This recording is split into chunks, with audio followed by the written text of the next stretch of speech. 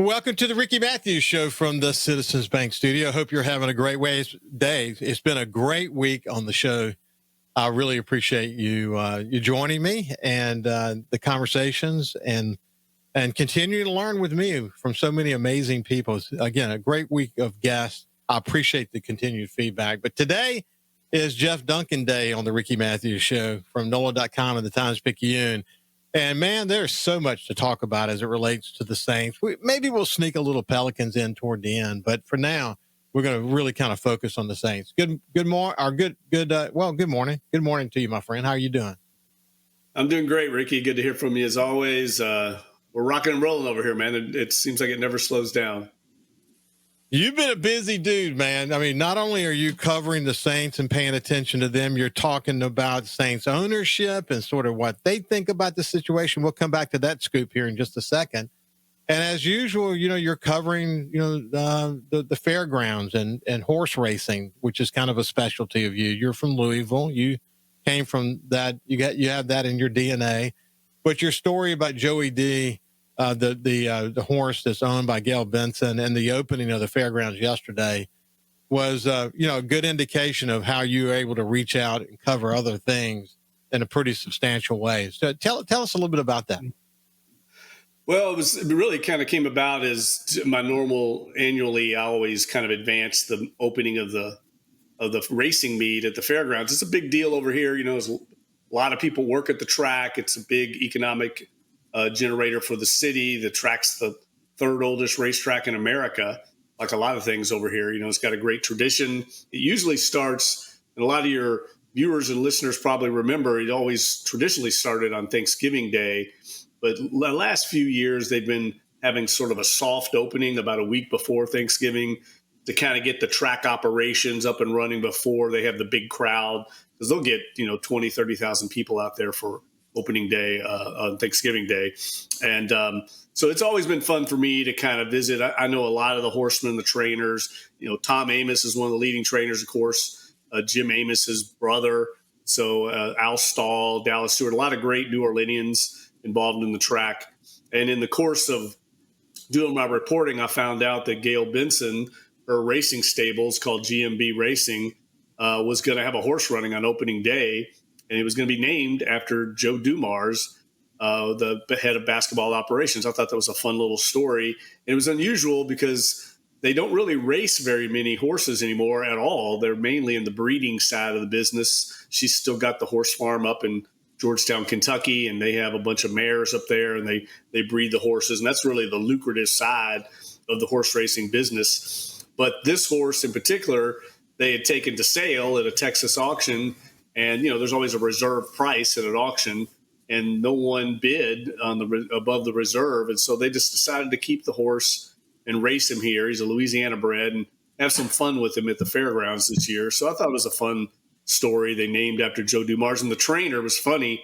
He's an old-time Louisiana trainer. He remembered training up in Detroit years ago, back when Joe Dumars played for the Pistons. And Joe Dumars was a huge star back then, of course, for the Pistons. Kind of special for him to train the horse too. It's kind of a fun story. Yeah, you mentioned Jim Amos, our former friend who worked with us at NOLA Media Group in the Times-Picayune. His brother, physician for the Saints, another brother, a trainer. Jim, who speaks multiple languages and well-read and a world traveler and all this. What an interesting family he comes from. Listen, speaking of Gail Benson, got a scoop. We had last week's show, but then you broke a story. You actually had the opportunity to interview her, and it created a little bit of a dust-up. I'm not surprised that she is defending management of the team. We both understand well why she would, but it still created a bit of a dust-up. But first of all, congratulations on your accessibility there. It shows she trusts you. But tell us a little bit about that. Well, that Q&A I did with her, and if you haven't seen it yet, it's still up on NOLA.com. It was obviously a bit of a newsbreaker because Gail Benson very rarely speaks to the media, and it's an even rarer occasion that she speaks during a season. But I think it speaks to the state of the two franchises right now. The Pelicans and Saints both down near the bottom of the respective leagues, and both teams struggling. And fan discontent is probably at an all-time high. As long as I've covered the team, Ricky, I've seen some ebbs and flows with the fan support, and it's as bad as I've seen it as far as the Saints and the Pelicans are concerned. Attendance has been very difficult. I think at Pelicans games, I think they have the worst record in the Western Conference right now, and the Saints, of course, down near the bottom of the NFC. So we felt it was time to address it in a big picture story, and reached out to the Saints and their longtime, Vice President of Communications, Greg Bensel. I told him we would like to formally request an interview with Gail Benson, and he got back to me and said that she was willing to talk and wanted to talk, actually. And so we had a really nice interview, talked to her for over 30 minutes, and she didn't dodge anything. I asked her a lot of direct questions on a lot of key subjects and issues. And I knew when she was answering, defending Mickey Loomis, I knew that was going to be of interest, kind of a lightning rod issue for fans right now. They've kind of fixed their crosshairs on Mickey Loomis because of the struggles of the team. But I thought she answered directly about it. She didn't dodge it. Now, it might have been what fans wanted to hear, but it didn't surprise me that she defended him.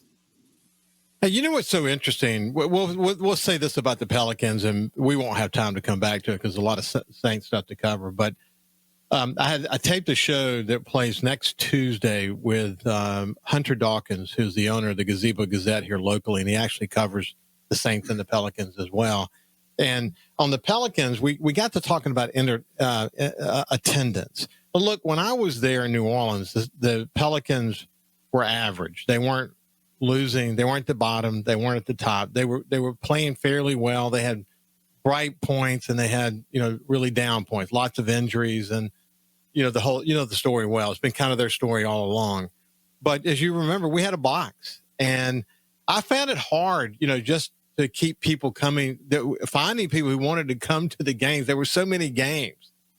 And what hit me during that time, and certainly it's coming to fruition now, there are a lot of games. And for the NBA to sort of pack the house or at least have respectful attendance, they have to win, or else people lose interest. It takes a lot to prime the pump of Smoothie King Center. And boy, they're not doing that right now, are they? No, I mean, the team's just struggled so much. And I think another big factor is the face of the franchise, of course, is Zion Williamson.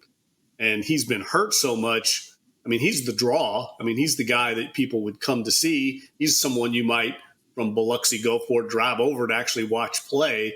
And you don't even know when he's going to be on the court. He just got back on the court this week for the first time in a couple of weeks after yet again another series of injuries. So that's been difficult for the franchise to manage. I think it's been a big contributing factor in why they've lost. They do have two good young rookies, and Derek Queen and Jeremiah Fears, that I think give hope for fans for the future. I mean, Derek Queen had 30 points the other night as a rookie against Nikola Jokic, the two-time MVP in the NBA. So, there's reason for hope. Just like in the Saints, you can see Tyler Shuck and that rookie class, it sells hope. But I think the cautionary tale for the Saints and Pelicans fans is they've been sold hope a lot over the years. And so I think they're hesitant to buy in now because they feel like, a lot of them, at least that reach out to me, feel like they've been gaslighted by the organizations. You and I have had many conversations every year on this program where I'm telling you, I don't know if the Saints are going to be that good or not, and you're all in and you're hopeful, like most fans, you're not alone. And then it ends up being a disappointment, and fans after a while feel duped. And I think that messaging from the organization over the year, we just had injuries last year, or, it was just because Derek Carr, like there's always an excuse. After a while, you get tired of hearing those excuses. And I think that's contributed to the discontent that I hear from fans over here on both sides of the parking lot. Yeah, on Zion, incidentally, you said you have maintained from the beginning that he's a big man, and the big men have some challenges. I mean, it will be very interesting to see if he can stay healthy. That's one of the things that Hunter and I talked about. That you look at the greats. I mean, the great players in the league, they stay mostly healthy. They're out there playing with incredible passion every single game, night in, night out, and they stay healthy, and that's the way they become great players. And you said that Zion was going to have a hard time staying healthy just because he's so big, and that's really kind of played out that way, hasn't it? Well, he's uniquely built, right? He's built like a defensive tackle in a 6'6" body, and he's extremely explosive. So he puts a lot of stress on his soft muscle fibers and tendons and everything, and that's played out. I mean, he just got off a hamstring injury. So, but he also has lacked, I think, in some ways, maturity and professionalism in learning how to take care of his body over the course and the rigors of an 82-game schedule. That's contributed, I think, a lot to his lack of availability. He has to own some of that accountability. You think he's matured? Well, you keep hearing he has. I mean, we keep hearing that, but again, it's not bearing results on the court. But he's an unbelievable player when he actually is healthy, and I think the Pelicans are hoping he turns the corner. Yeah, you can see it, man. When he's on, he can own it. He can play with the best of them. He can be the best player on the court at any given time. We'll see you after this break with Jeff Duncan.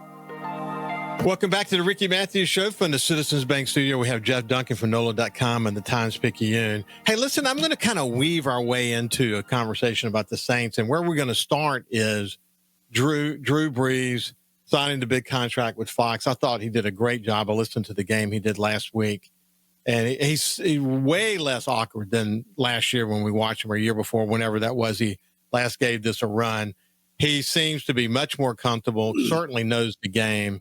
You know, he has, you have the sense that he's a lot like Tom Brady and his observations and whatever. I think he's got a long career if he wants to continue to do that. You're not surprised by that. I know you wrote the book on Drew Brees and Sean Payton, and you got to have a PhD to play in their offense.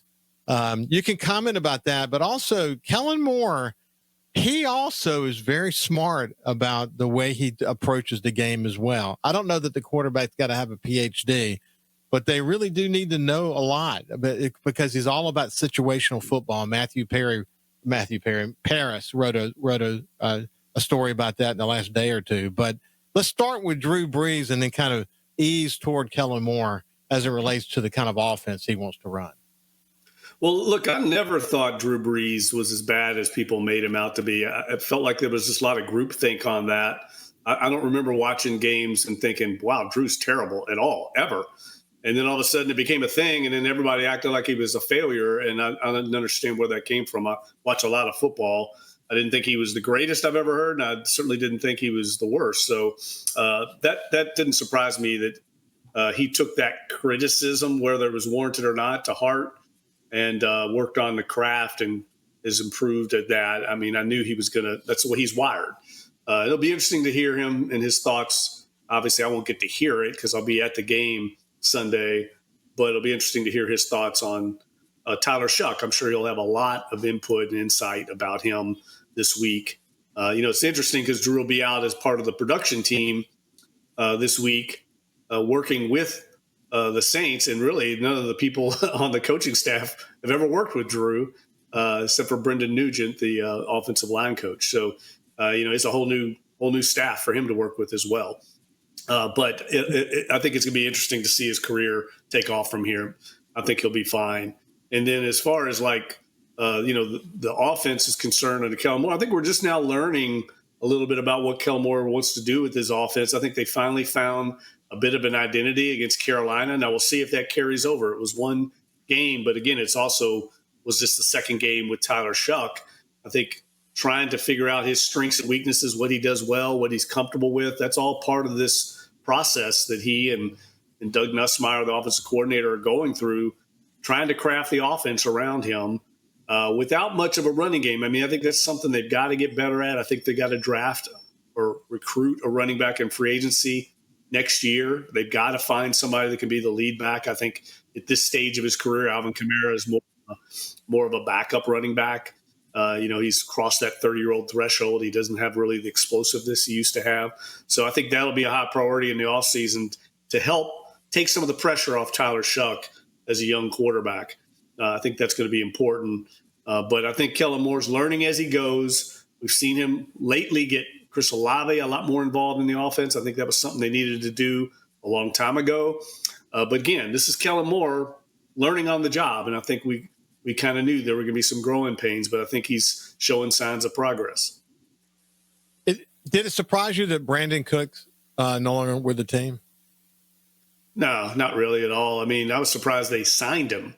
I mean, I didn't understand that signing at all. I mean, it made no sense to me, other than they wanted a veteran leader in the wide receiver group. They had a bunch of younger receivers, and Brandon Cooks was a veteran. And traditionally, the Saints almost always have one kind of OG, old gangster veteran player in the position group. And that made sense to me from that perspective.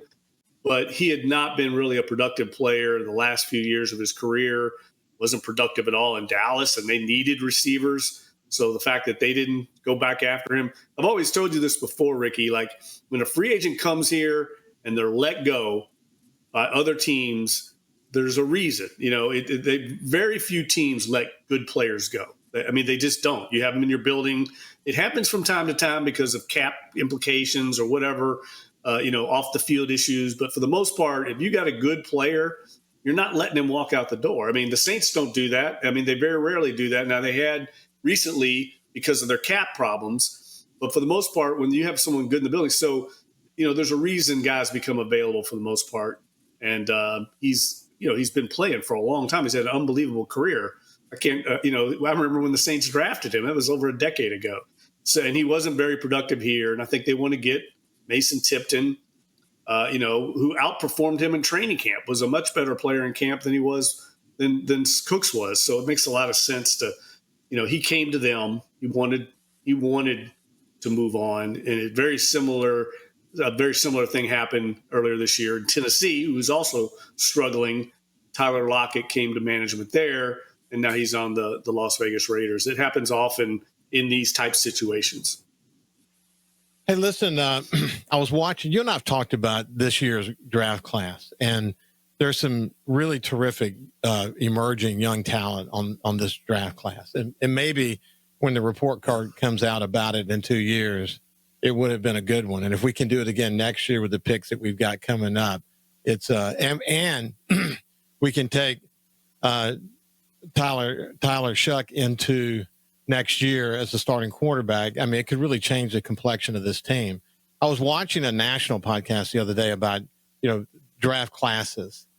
And one of the things they pointed out is that we have some really good emerging talent on this team, like, for example, at linebacker. But you've been saying that, we still got some time yet, but so far so good. Sometimes it takes a little bit of time to really understand what you have, doesn't it?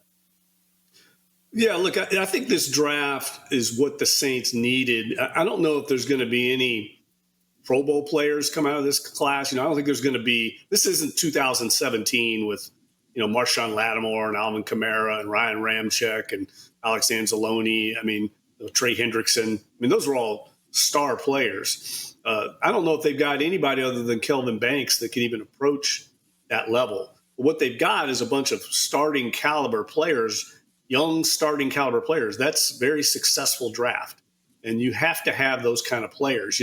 Pete Werner, I know, is a player that some fans are down on, but he's been starting for a number of years. He's been productive and healthy for the most part. Not everyone's going to be an all pros. You have to have starting caliber players. And I think they've found a bunch of them in this draft class going forward. Jonas Sanker, Quincy Riley, Kelvin Banks, Tyler Shuck looks to be the quarterback. They've got guys that they can build around. Now they just need to find, with those high picks they're going to have, some elite players. That's what they're lacking on this team. They're lacking – I mean, they may go another year here, Ricky, without a Pro Bowler. That's crazy. I remember covering teams when they had 9 Pro Bowlers. They have none now. So, that's the difference in this team and the teams they're playing. They don't have any game wreckers on defense, and they don't have any, difference makers on offense. And it shows up on when they play those good teams. Now, they may win against the Titans and the Dolphins of the world and the Jets, who are also in the same boat they are. I think the Falcons are in total disarray right now. I think they can win that game. But when they get in there, when we've seen them play the Rams and the elite teams in the league, they're really not competitive at all. Yeah, it's really going to be interesting to watch. I think one of the most interesting things, and we've talked about this to some extent every week, but Kellen Moore still owns the locker room. The team is, I don't know if the word patient is the right word, but they're still with him. And they, however he's leading them in his calm, collected way, they sense that there's a light at the end of this tunnel. They bought into the game plan to build a great team. And there doesn't seem to be any cracks in that, does there? Well, I think, look, that's a testament to Kellen Moore. There's no doubt as the head coach. I think it's a really big testament to the leaders in the locker room. I mean, the DeMario Davis, Cam Jordans, Taysom Hills, Eric McCoy, who's out right now. But, they've got some really strong veteran leaders that have kept this thing together. And I think really those are the guys that lead the team more than anybody. And I think, there was a time when a lot of people, including myself, questioned whether it was smart to keep some of those guys around because they're not quite as productive as they've been in the past, especially, like Cam Jordan, who's really a rotational player now.